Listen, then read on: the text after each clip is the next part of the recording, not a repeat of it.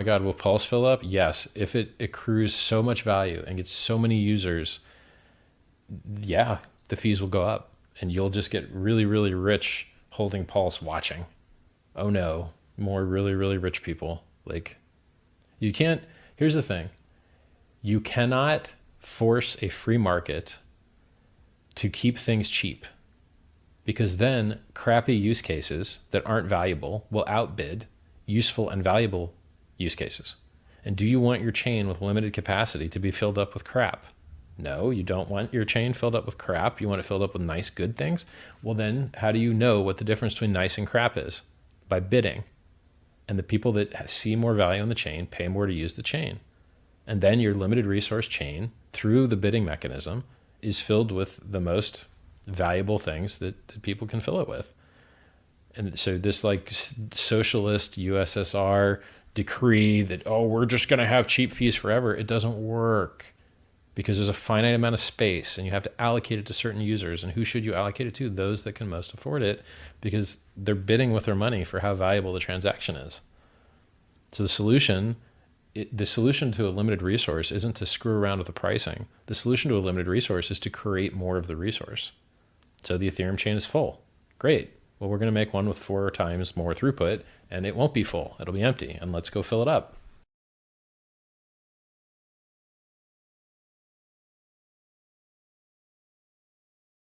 Hey everybody, and welcome back to another day on Pulsechain. And we're going to be talking about the Pulsechain, on the road to greatness. We're going to talk about some hurdles and all the Pumpamentals. It should be fun to discuss that. So let's get into it, folks. Sue's in the house. We've got Lies Beneath. How are you today? Pretty good, but the weather outside is pretty wintry, kind of raining and overcast, that sort of thing. But other than that, pretty good. Hex Pulsex incentive for the win, 100%. That is the maxi strategy of this channel. A big shout out there to Lies Beneath for bringing that to us every day. We got Wookie in the house there, and Wookie is had some greatness for breakfast. Excellent. Wookie is a very good cook, if you don't know that, a bit of a chef, and yeah, does some pretty amazing stuff there.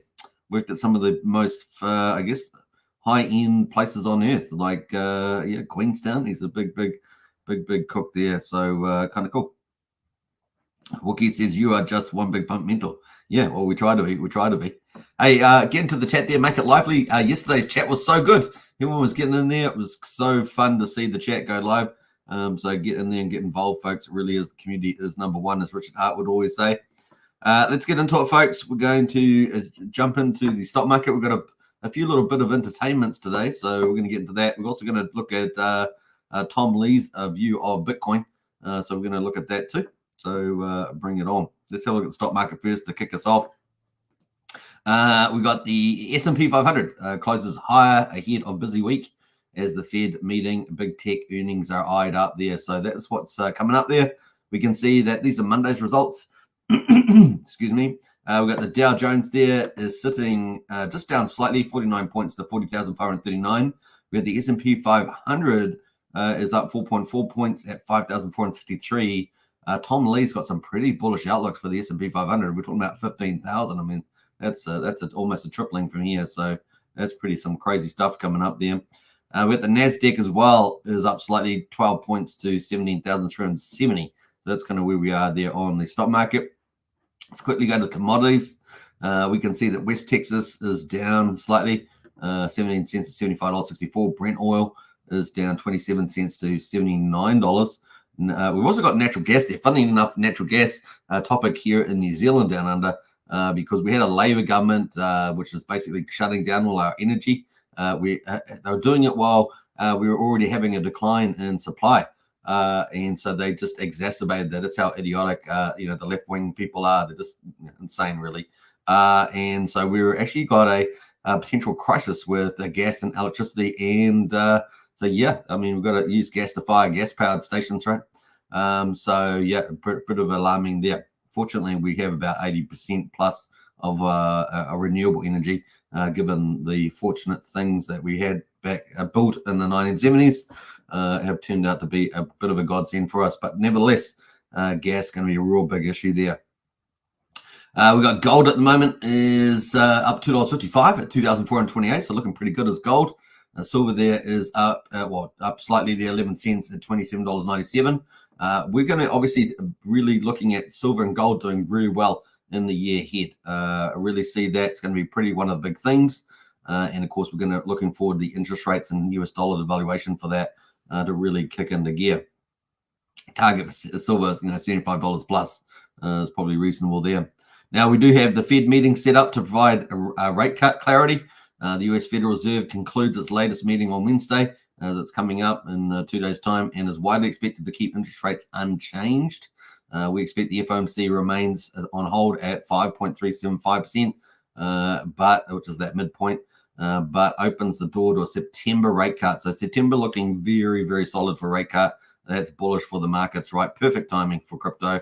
Following the Bitcoin halving, everything else, it really is could be absolutely spectacular for October, running into Christmas there. Chair Powell is expected to signal that the Fed is close to lowering its target rate.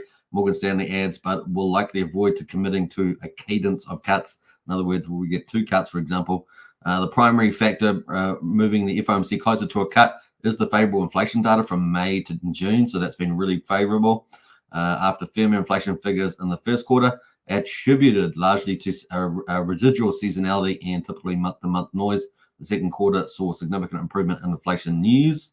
Traders were seeing pricing in a 25 basis point cut in February, in September there. So that is kind of the key stuff there. We also got some economic news expected this week, labor market in focus. Remember, the Fed is trying to trade away inflation trade away employment for inflation, low inflation. The week's main economic data release will be Friday, non-farm payrolls, with economists expecting the U.S. economy to have created 177,000 jobs in July, moderating from 206,000 in the prior month. That said, there are a raft of employment reports through the week, such as job openings and labor turnover survey, ADP employment, and weekly jobs claims. So lots of job data are lining up there. Due ahead of that, which will be the scrutinized of concrete clues on an easing labor market. So there we go. That's going to be pretty big. Now, the Fed rate monitor, just to confirm that whether it's at the moment for July, we've got a day and 17 hours until the Fed meeting. That's coming up. They were expecting a no change. The market is expecting no change there. Only 5% of the market expects a pivot that early, but most of the market is not in that camp, 95%. September, however, is the whole market is expecting an interest rate cut. So September the 18th is looking good from the market's point of view. All right, so that's kind of where we are at the moment. Let's jump into crypto. Now, BTC had a big rally overnight and then pulled back. So we're going to talk about that. Almost got 70,000, if I remember rightly. 66,865 now, down 2%. And of course, we had the big, a bit of seller news event around the Trump positioning and maybe even JFK at the crypto Bitcoin conference in Nashville. And of course, that was super bullish, talking about potential strategic reserve, firing Gary Gensler, never sell your Bitcoin, all that sort of stuff, putting in a new head of the SEC, getting rid of the attack on crypto generally, and moving to a more clear, simplistic regulatory environment likely. So that's kind of some of the mega themes there. Now, obviously, I've said that you can't trust the Democrats and Kamala Harris and all that. They following that, we have seen $2 billion move out of the Mt. Gox holdings there by the Treasury, and so it's already been games are afoot, right, to undermine Trump's bullish comments there. So yeah, it's this is what you're dealing with the current regime.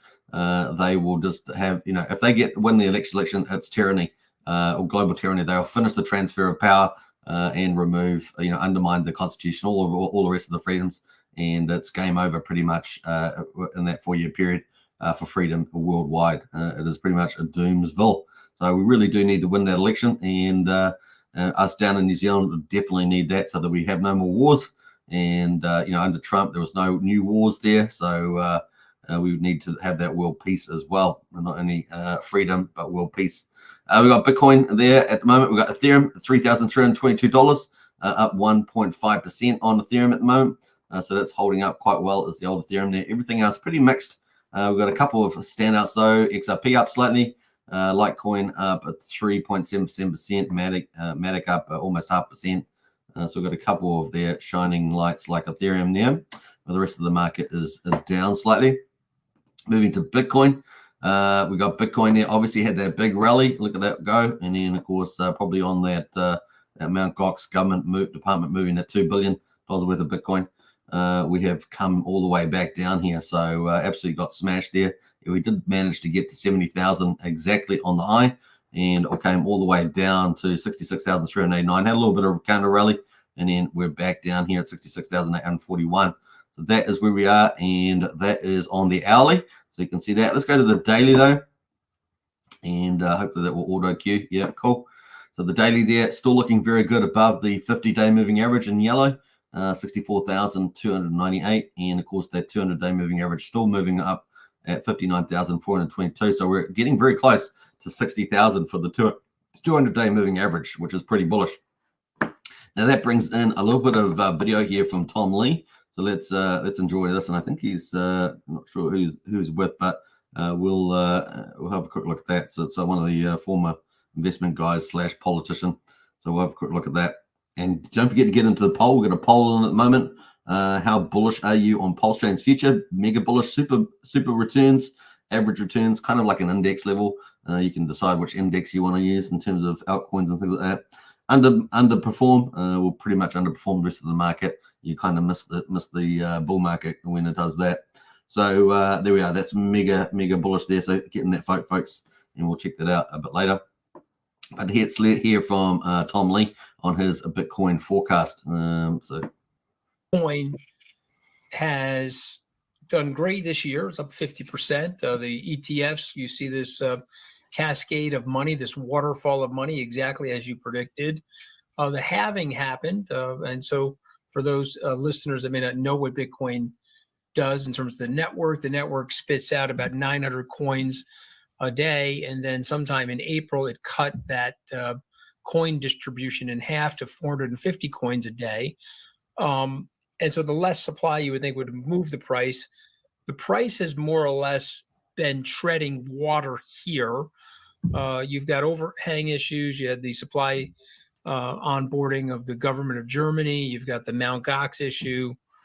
Tell us about Bitcoin here. Are you still as bullish as you were, and what do you think happens to Bitcoin by the end of the year? Yeah, we're still bullish on Bitcoin.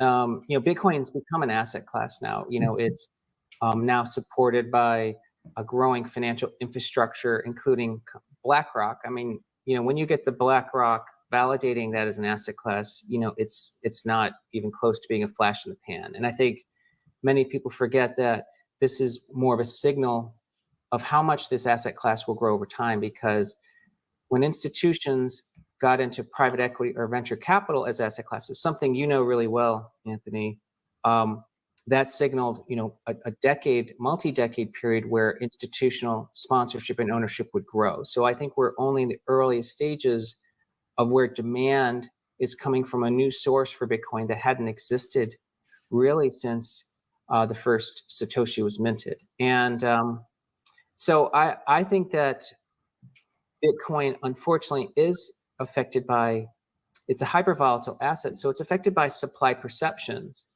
not just demand perceptions. And on the supply side, you're exactly right. Mt. Gox is finally being resolved. That's really been one of the biggest expected overhangs since the original hack. And so when the distribution, which is in July, when that's behind us, and markets see that there hasn't been cataclysm, I think that's going to be a case for why Bitcoin does really well in the second half. The Germany distribution, that's very strange timing, but that's already behind us now.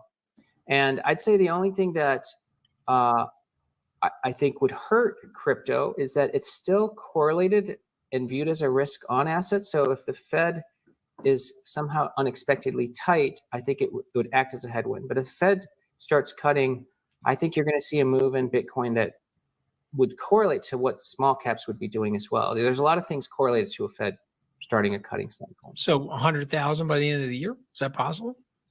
Yeah, I think that 100,000 or even higher is possible. Bitcoin makes moves in very short periods of time. We have published previously for many years showing that Bitcoin makes most of its gains in 10 trading days, if you look at percentage gains. So, those 10 days could all be in the second half of this year. It's an interesting time because, as you and I both know, the market climbs a wall of worry. We have the debt crisis. We have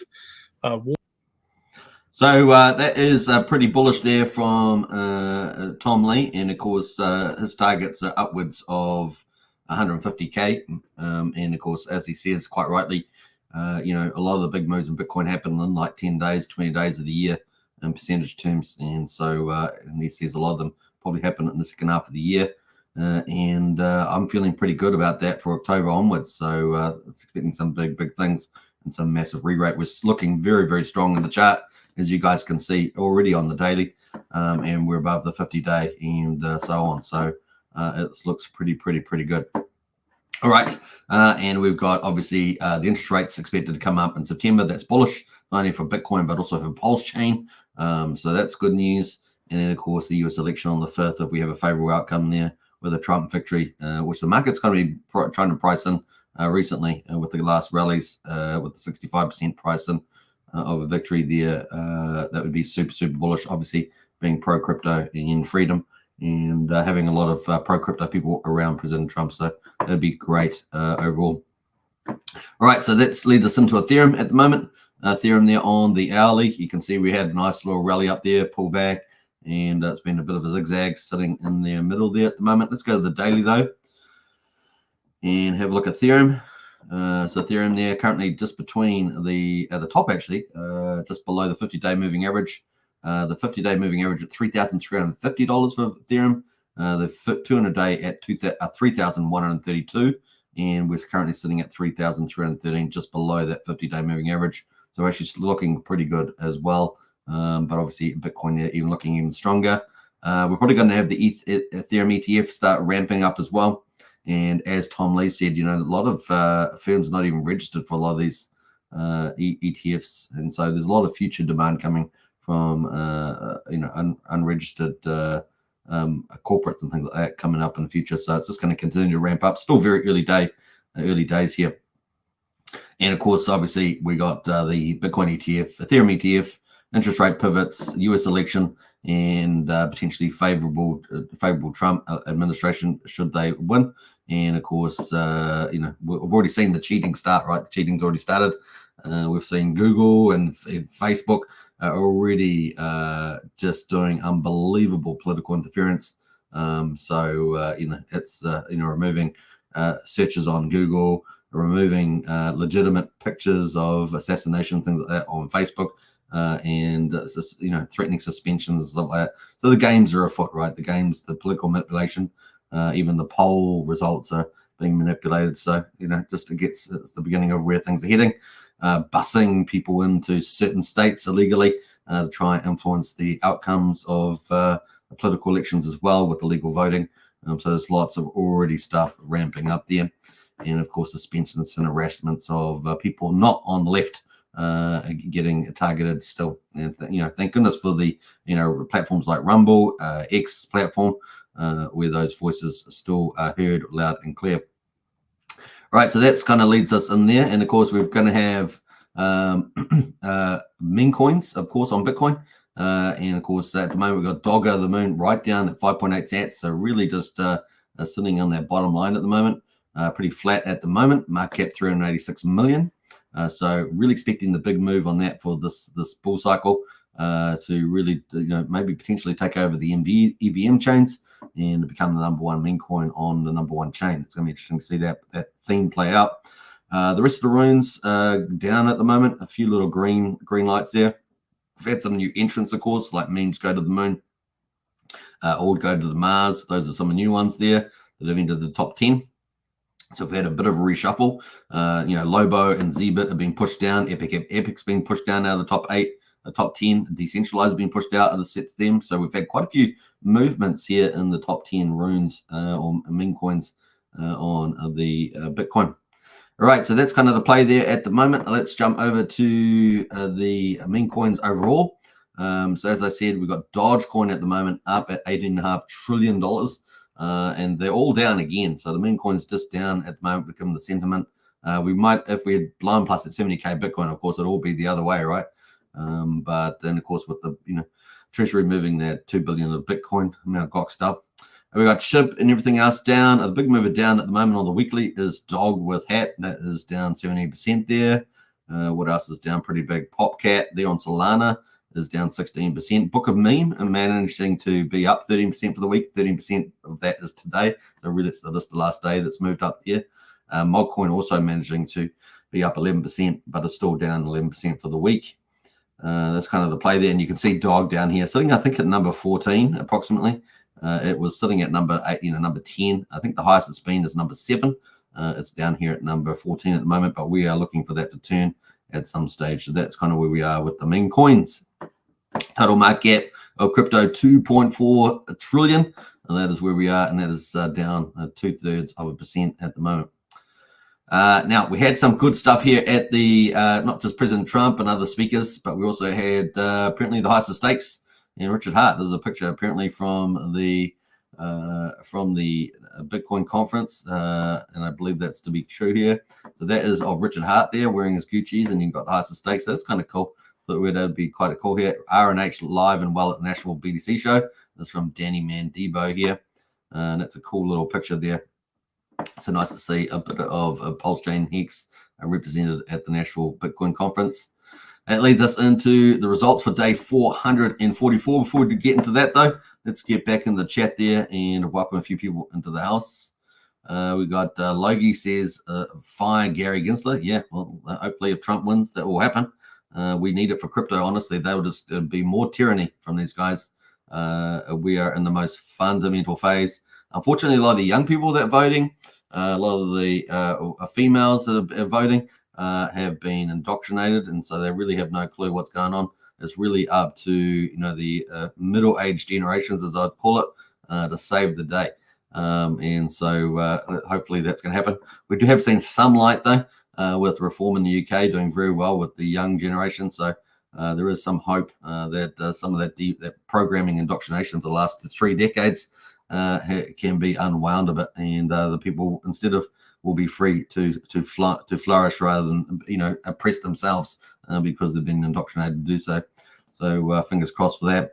Fundamentals are Pumpamentals. They certainly are, Logie. They certainly are. We got Brian, our community leader in the house there. What's up, folks? Good to see you, Brian. Always a champion in our community. Blair as well. Hi, all. Good to see you, Blair.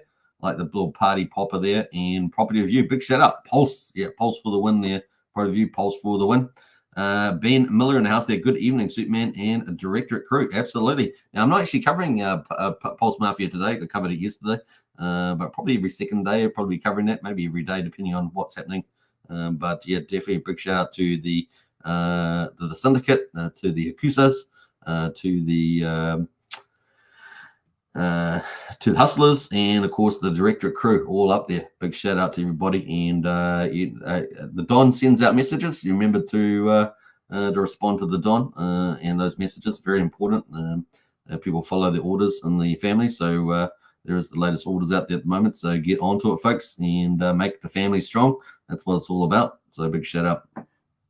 All right, let's get in there. Let's get back into Pulsechain, day of 444. And the good news, I've got here title of the video, Pulsechain on the road to greatness, hurdles and Pumpamentals. Well, we've got a green day today, so we're going to talk about this topic now. We've got Pulse at the moment, quadruple 0465, up 1.86%, 47% of the mean sacrifice price at the moment. PulseX making a very strong move, and I'm expecting big things from PulseX. Up 3.92% at quadruple 0255. Still super cheap compared to the mean sacrifice price, 25%. So still a lot of upside there for PulseX. Just to get back to the mean sacrifice price, the buy and burn is at 931.8 billion PulseX, and that is 4.61% of total supply. So we've got 2 milestones coming up. We've got that 1 trillion PulseX mark in the buy and burn, and we've got that 5% mark is coming up as well. So those are kind of cool there as well. Now that doesn't include, that supply sync doesn't include obviously protocols like Power Cities, a Hex stable coin, so that like XDC, things like that. So it doesn't include things like that, which takes off another 4% or so last time we checked. We got incentive token at the moment, $2.66 is up 3.95%. 1.86% of the course of that is the Pulsechain price. So the ratio is lifted up today as well. We're at 57,192 pulse per incentive token. We got just under 38.2 million incentive tokens in existence. Remember, they're created from the V1 Pulsex farms. That's how they get created into existence. We got Hex at the moment at 5800th of a penny, down 0.25%. So it's actually the biggest loser today. eHex there at 1300th of a penny. And we got the price there is 7100th of a penny at the moment, is where we are. So I think it's pretty similar to yesterday. Yeah, pretty similar, because the price is only down slightly there. So Hex got a lot of upside for Hex. So it's going to be fun to see that play out. And people accumulating at the moment are going to be, feel like winners in the future, I'm sure. So that is the overall. Let's get into the Pulsechain on the road to greatness analysis. And here we can see that the RSI has cooled off after a big rally. We've talked about this the last 2 days. We had the big rally.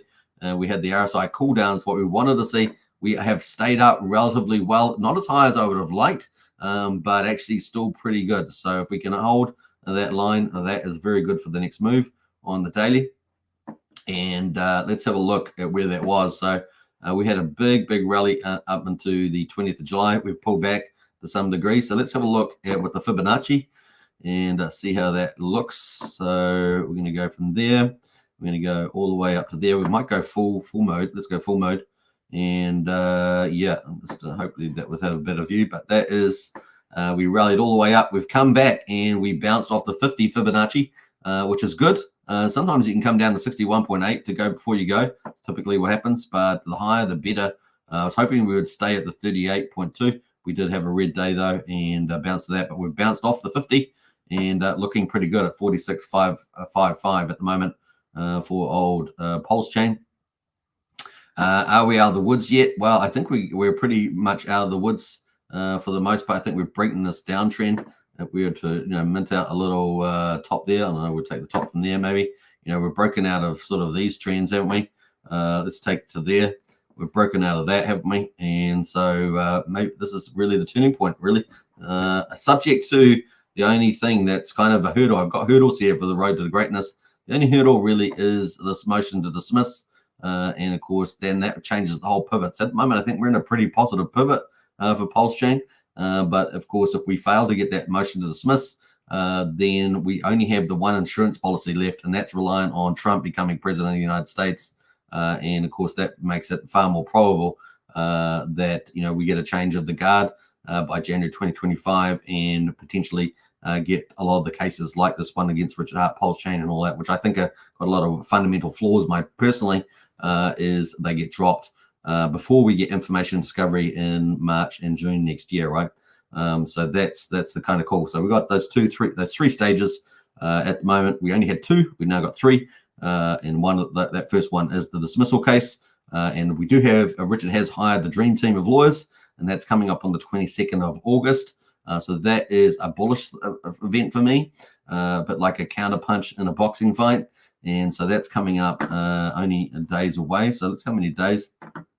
That is 23 days away. So 3 weeks. So we might have a little second leg up here during this period. So that we'll be looking out for that, as long as we have the general market as tracks along pretty nicely, as it has been for Bitcoin and Ethereum and things like that. Then of course the 22nd of October is the bit of a wild card. The way the market might take this, obviously oral arguments against an end of decision. Hopefully we'll see on that dismissal case, and hopefully we win that, and that will just end it. That'll be the first ending, and then Pulsechain could hyper rally out the end of that.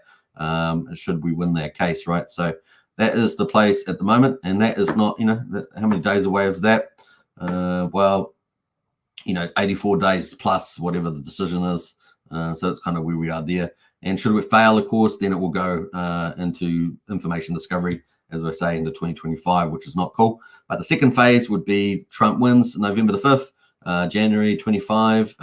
They, introduce their new cabinet and all that sort of stuff. They get rid of, change the SEC lead and drop a lot of the bad cases. And that's potentially a good outcome for Richard Hart and Pulsechain, right? and we rally out of that too. So if we go past that, then it really does get into a real gray area and potentially negative because of the information discovery phase. So we've got two steps, two positive phases: by October and by January 2025, maybe February at the latest. And then those are the two positive stages. And should we win both of those, that'd be kind of cool, or the first or second, whatever. And then, of course, the negative one would be thereafter. If those two fail, then things really become up in the air there, and we could get suppressed. Now, the market may move us up anyway, but we still have that negative core outcome potentially sitting there a bit unknown. So fingers crossed that we do better before that. So that's kind of the positives and the bullish Pumpamentals. Obviously, the chain itself is doing very well, ticking away pretty well there. And we've obviously, with good block times, a full system state copy of Ethereum, all that sort of stuff. We've got projects galore. And one of the projects, if you want to see how big the ecosystem for Pulsechain is, we've got something like 226 projects at the very least. And this updated chart here from Pulse Wallet shows you many of the projects there. We've got charity projects, market projects on Pulsechain, information projects. This is pretty much off the press, this one. We got gaming protocols, obviously. We got what have we got in there? So this hasn't got all the protocols that I can see. But this is the latest one that they've minted. Keeping track of all the projects is a bit tough. We got tokens there, obviously, socials, exchanges, Hex information, memes, of course, very, very a big part of the market. DeFi is a big part of Pulsechain.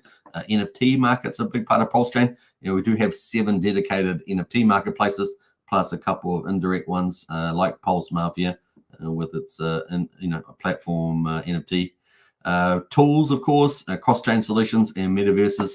There's lots of stuff here, and there's actually definitely stuff that's not on this list.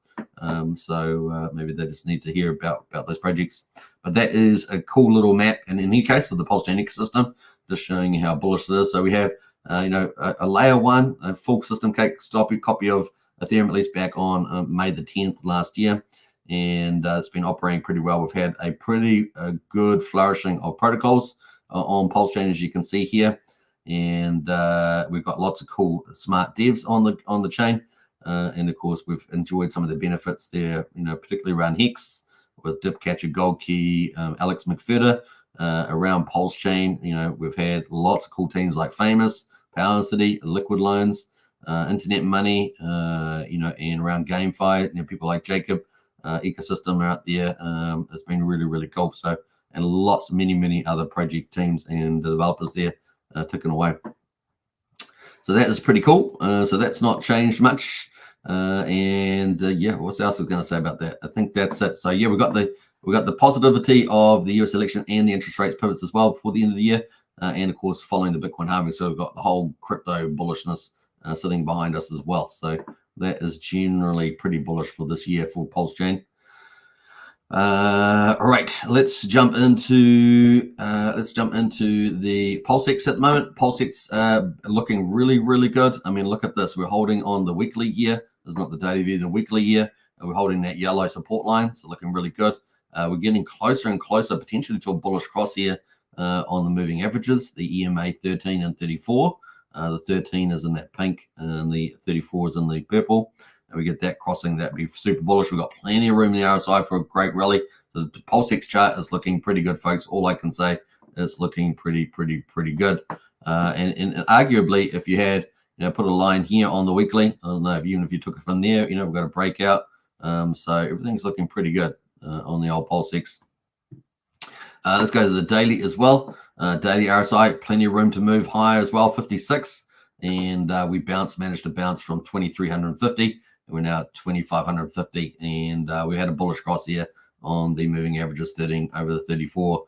So that's been pretty bullish. So everything looking pretty good on a 4-hourly. The RSI is pretty cool as well, 50. And looks like we almost had a bullish cross here too. So we get a bit more green today. We might end up getting that nice little breakout there. It's only Monday, Tuesday. So looking good there. So Pulsex looking really good. Incentive token looking good as well because the ratio's moved up. We're at the top of the range, and so this is getting really good. So gearing up for that breakout. So fingers crossed, looking pretty good on INC. Hex has kind of been the laggard. We did have a good run though, pull back as well. So let's have a quick look at this on the RSI. Is looking real chill on the daily at 549. So lots of room to move up there. Let's have a look at the Fibonacci and go from here and have a look up there. Bam. We came similarly to Pulsechain, slightly better though. We bounced off the 50 Fibonacci, and we're currently just moving sideways the last 2 days at 5,800 on the 1,500 of a penny. But this is looking really good. That has held up pretty well, rather than what we've seen previously, where we have a little breakout and it just goes down again, and everyone gets upset, arguably, and it bounces again, it goes back down. So this has been over. We've actually had the opposite now, where we're getting higher lows. So that's pretty good. Another move to the high. It's going to look really, really nice for this chart. So fingers crossed on that continues, because so far it's looking good. And yeah, getting over that key mark there of 7,750. That is a key one there. So 7,750 for Pulse, or just over 7,700 of a penny for Pulse. Hex on Pulse would be very, very key for the next move up. And of course, the next one after that would be 1 cent, getting over 1 cent. So there we go. Good zone for pickup. EHEX's course is down there as well. Just make it slightly higher at 1,300 of a penny, and lots of room to move up as well. Let's go to the Hex derivatives. The only positive ones today, we've got Icosa on Pulsechain up 6.5%, and Hedron is up 2.7%. Yesterday, though, Lucky was up, I don't know, was it up 30% or something? Was it Icosa? One of them was up big time yesterday. Let's go to stable coins. What else we got here? Nothing much happening here. PDI at the moment, 0.2 of a penny, so that's really on the weak side there. And we got what else? The LUSD is down 5% at the moment. So those are the two speculative ones. Moving to the influencer coins. Influencer coins at the moment.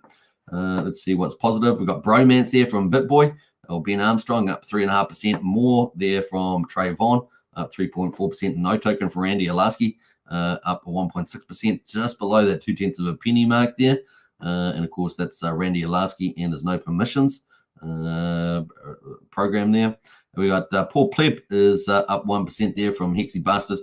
That's kind of the play at the moment. Worst performer today is Matty Allen. Of course, Matty Allen had a big rally in that coin, but is down 7% at the moment. Let's have a look at, see where Matty Allen's at.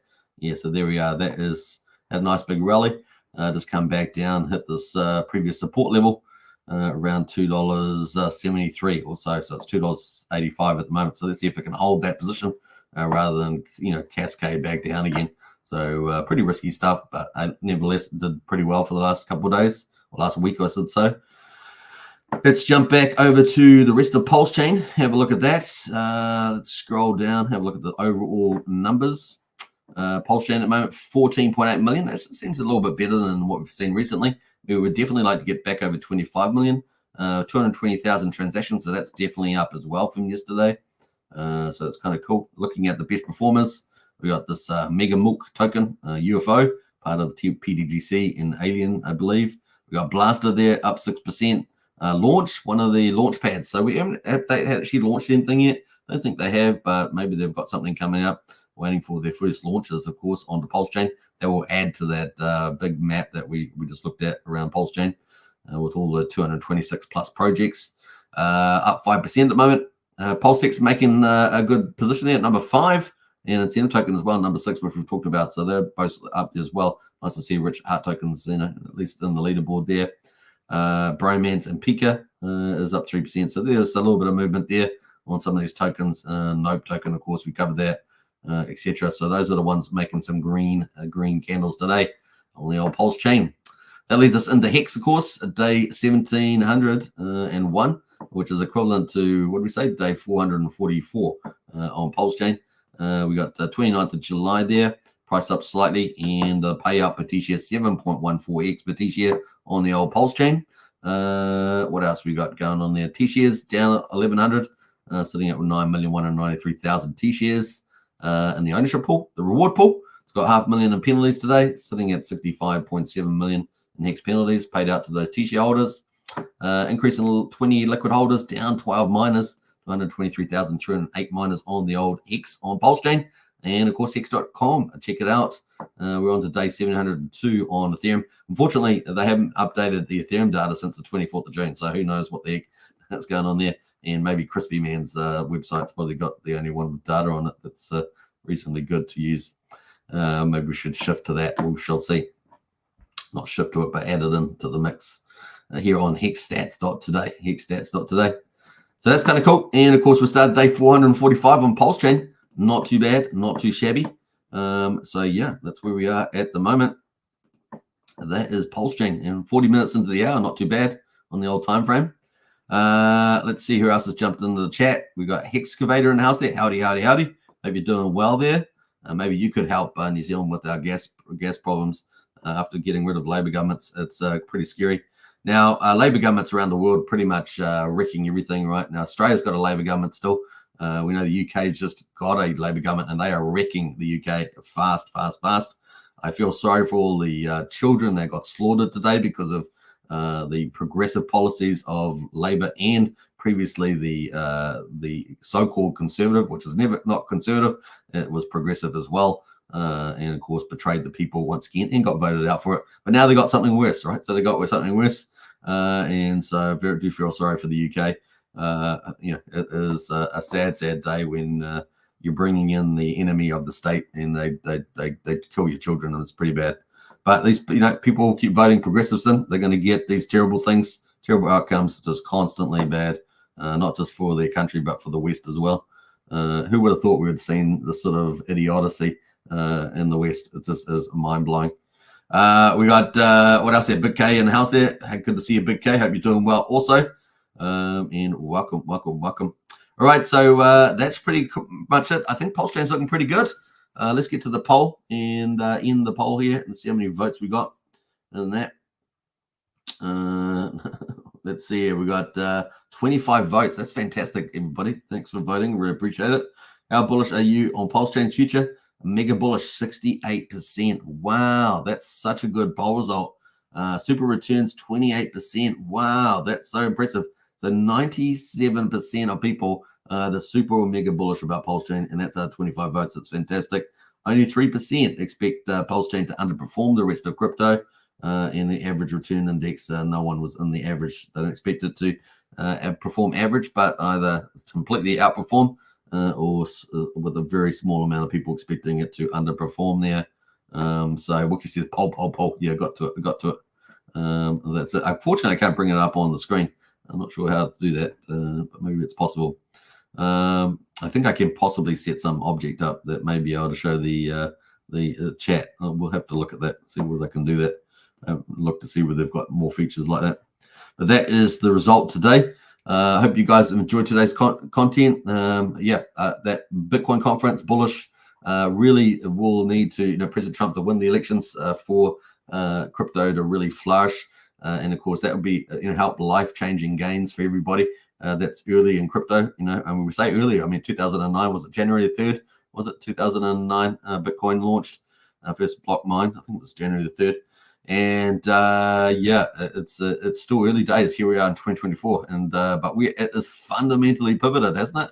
Bitcoin ETFs. We've got BlackRock. I mean, for all the bad things BlackRock's doing in terms of taking away freedom and stuff like that, they are pumping your bags in crypto.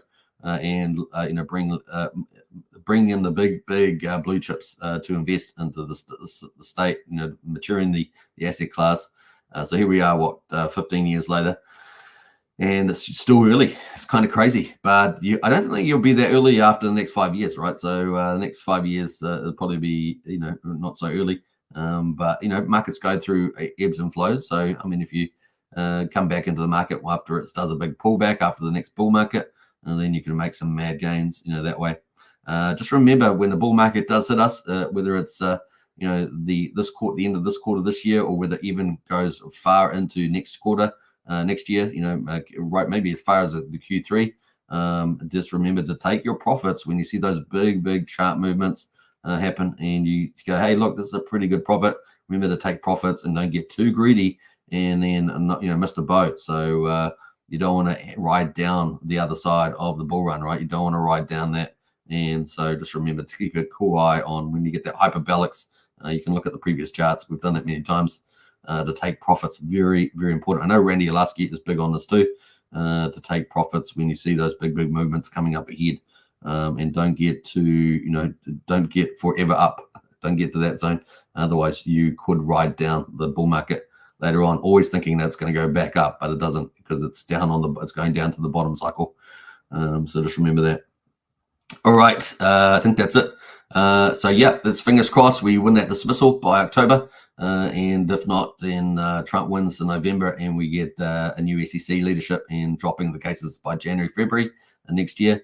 That way, maybe the information discovery in March to June next year doesn't occur, and it's game on for a Pulsechain from that point of view. Nevertheless, I think even with the positive crypto markets, it's going to lift all boats, and Pulsechain should get lifted from that too. And then, of course, there's always the magic carpet ride, right? It's out there in the ether, as we say. It's out there in the ether there. So was it 175,000 Ethereum sitting out there? So fingers crossed on that too. It will benefit from any hyper rally in Ethereum. So that's kind of the play. All right. Hope you guys enjoyed it today. And the Pulsechain on the road to greatness. We've got all that cool stuff. Great chain, battle tested layer 1, which is so cool. We've got all that big ecosystem that I showed you the map of, and which is 226 plus more development, more projects coming. It really is exciting. And the only one hurdle still sitting out there is into 2025. So fingers crossed for that. All right. Take care, and I'll catch you guys on the next one. Don't forget to subscribe, like, share, and hit the bell. We're streaming to over 10,500 subscribers on 3 channels: Hex Token channel, Superman Crypto, and of course Pulsechain X. And a big shout out to all the new members recently. If you haven't joined our Discord, the link's in the video description. It is a private Discord, so $5 a month for membership, only 16 cents a day. So it's pretty good value there for all the information, and an awesome community.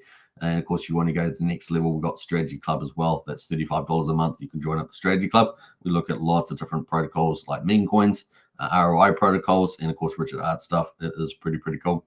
All right, take care, everybody. Big Kahuna says, thank you very much, man. You're most welcome. Thanks to everybody in the community. Really do appreciate all your support.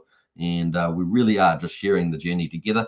That's why I stream virtually every day about Pulsechain for years now. It's just crazy. It is a lot of fun as we wait patiently for the big magic carpet ride. All right, let's play out a cool video for the magic carpet ride on the way out, since I've been talking about it. Let's play that out there, and let's see. There's this one here. All right, peace out, everybody. Take care. Bye for now. In theory, if someone were a billionaire and they had like all this money, why wouldn't they just buy more of the thing they liked instead of dumping the thing they liked? Like if Bezos bought shares in Amazon, would you be pissed off? If Apple does a stock buyback and they buy more of their own shares in their company back from the public, which is a way to turn earnings into yield for the shareholders, do you get mad and yell at Apple? And so we had to come up with a word for this fan fiction fantasy, which is the opposite of a rug pull, called a magic carpet ride. And so if you're worried about risk of a rug pull, what weighted value have you given the risk of a magic carpet ride? And it's just hilarious to me.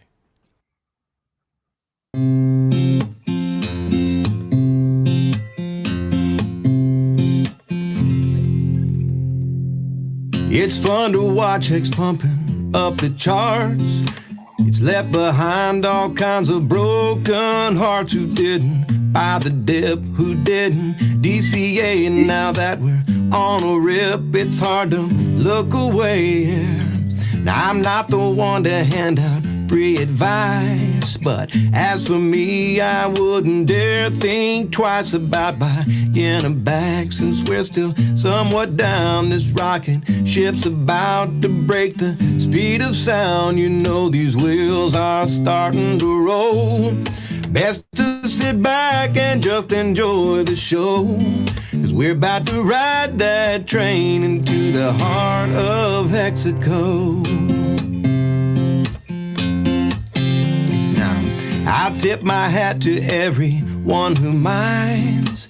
You're getting paid out while you're killing time. It makes room for a nice vacation to the beach, perhaps a celebration now that you are rich. Ha ha! Ignore the haters who all called you crazy. You studied hard while they were being lazy. Now you're packing bags, about to take a ride up on that rocket ship, mooned up and starry-eyed. I feel these wheels are starting to roll.